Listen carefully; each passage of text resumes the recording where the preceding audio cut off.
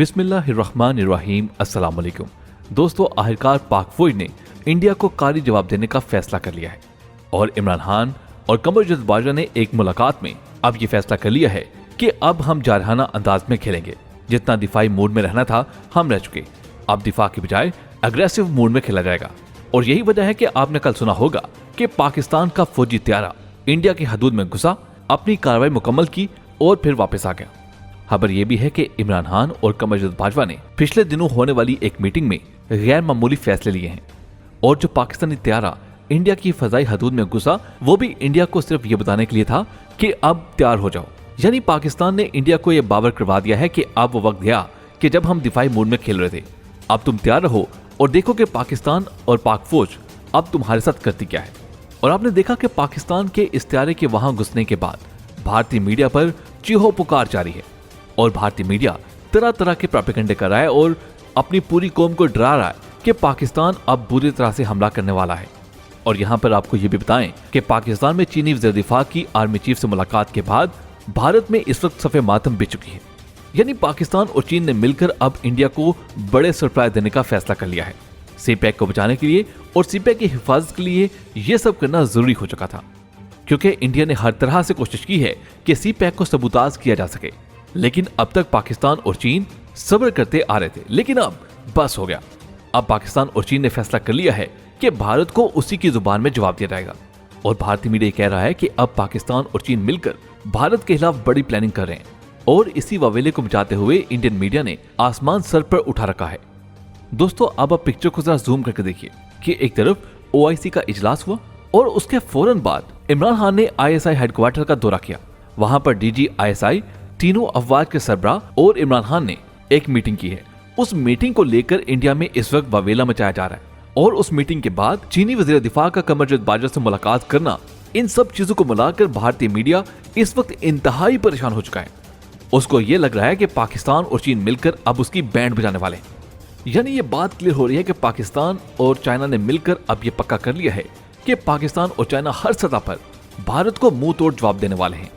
जबकि इस वक्त इंडियन मीडिया पर मौजूद तमाम तजियाकार भी पाकिस्तानी जेट JF-17 जो कि भारतीय फिजाई हदूद में घुसकर वापस आया है उसको लेकर फुल माहौल गर्म किए हुए हैं और अपनी आवाम को डराया जा रहा है कि पाकिस्तान अब हमला करने वाला है।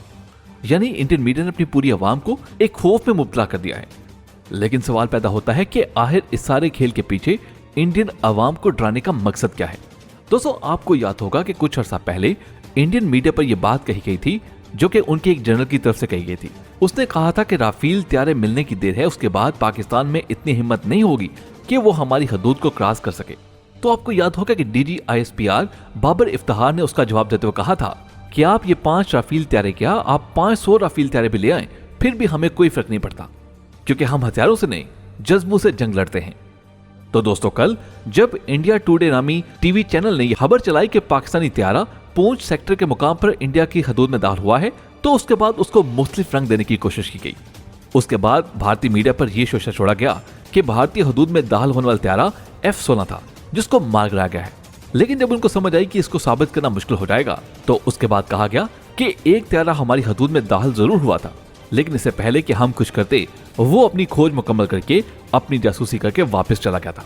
और जब इस खबर के चलने के बाद पूरे भारत में खौफ की फिजा पैदा हो गई और सवाल ये पैदा होने लगा कि आखिर जब पाकिस्तानी त्यारा इंडिया की हदूद में घुसा तो भारत के मायनाज राफेल त्यारे क्या कर रहे थे।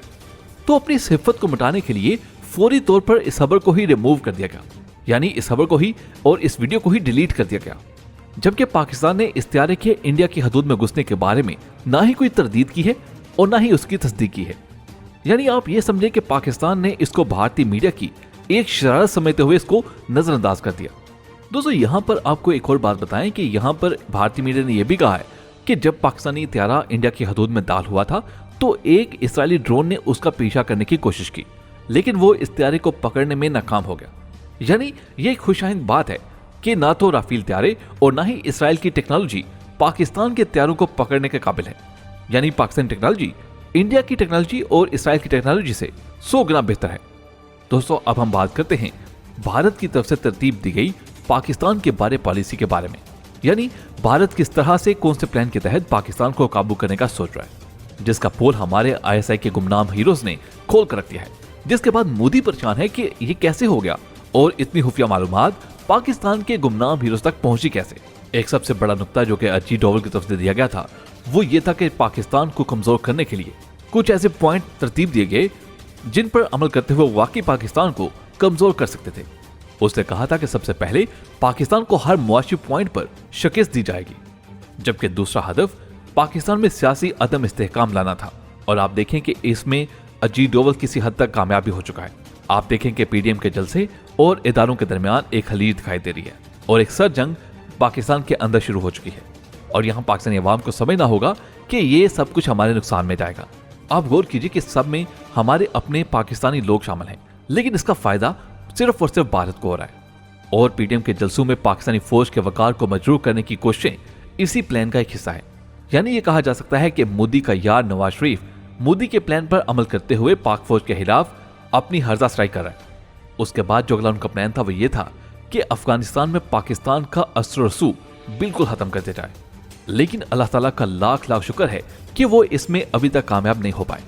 और खुफिया खबर यह है जो कि पाकिस्तान आईएसआई की जानब से पहुंची है वो ये है कि भारत ने राजेश नामी एक कर्नल को अफगानिस्तान के सफारतखाने में डिप्लॉय करवाया है, जिसने अगस्त 2020 के बाद लश्कर इस्लामी के महसूद, टीडीपी के शहरियार और बलूचिस्तान के कौम प्रस्तों के दरमियान राब्ते करवाए और उन सबको मिलाकर एक नया ग्रुप बनाने की कोशिश की है, जिन्होंने मिलकर भारतीय मकासद के लिए काम करना था। उस कन्वर्सेशन में, उस मीटिंग में तहरीक तालिबान पाकिस्तान के साथ साथ हरकतुल एहरार का नाम भी शामिल था। और इन मुलाकातों के बाद उनको ये टास्क सौंपा गया है कि अगर नवंबर या दिसंबर में चीन और इंडिया के दरमियान जंग होती है तो इनका मकसद ये होगा कि वो पाकिस्तानी फौज को पाकिस्तान के अंदर और अफगान सरहद पर एंगेज करें, ताकि पाकिस्तान चीन की मदद के लिए ना पहुंच सके और इंडिया को टू फ्रंट वार पर लड़ने से बचाया जा सके, क्योंकि इंडिया में इतनी कैपेसिटी नहीं है कि वो टू फ्रंट वार लड़ सके। क्योंकि ये बात हकीकत है कि अगर चीन और इंडिया के दरमियान जंग होती है तो पाकिस्तान अगर फ्री रहता है तो वो कश्मीर भी हासिल कर सकता है। पाकिस्तान कश्मीर में अपनी फौजें उतार सकता है, क्योंकि भारत उस वक्त चाइना के साथ लड़ने में मसरूफ होगा और ये पाकिस्तान के लिए बेस्ट वक्त हो सकता है। यही वजह है कि इन्होंने तमाम तहरीकों को इकट्ठा मिलाकर एक पूरी फौज बनाने की कोशिश की है, ताकि पाकिस्तान को अफगान सरहद पर बिजी रखा जा सके और पाकिस्तानी फौज कश्मीर के मामले पर आगे ना बढ़ सके। लेकिन दोस्तों, ये भांडा पाकिस्तान के गुमनाम हीरोज ने बीच चौराहे फोड़ कर रख दिया। यानी कर्नल राजेश के जो मंसूबे थे वो सारे के सारे पाकिस्तान तक पहुंच चुके हैं। अब भारत चाहकर भी इन मंसूबों को अमली जामा नहीं पहना सकता। दोस्तों, फख्र कीजिए पाक फौज पर, पाकिस्तान के गुमनाम हीरोज पर, जो कि पाकिस्तान के दिफा के लिए अपने दिन रात एक किए हुए हैं।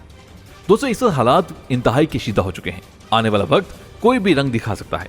हमें एज अ पाकिस्तानी नेशन यानी पाकिस्तानी अवाम के तौर पर हमारा ये फर्ज है कि हम पाक फौज के शाना बशाना खड़े हो जाएं और यहाँ पर सियासी पार्टियों को पसे पुश डालते हुए सिर्फ एक पाकिस्तानी बनकर सोचते हुए पाक फौज का साथ दें। यही पाकिस्तान के अमन और पाकिस्तान के तहफ़्फ़ुज़ की ज़मानत है। हमारी सपोर्ट पाकिस्तान फौज के साथ है और इंशाल्लाह हमेशा रहेगी।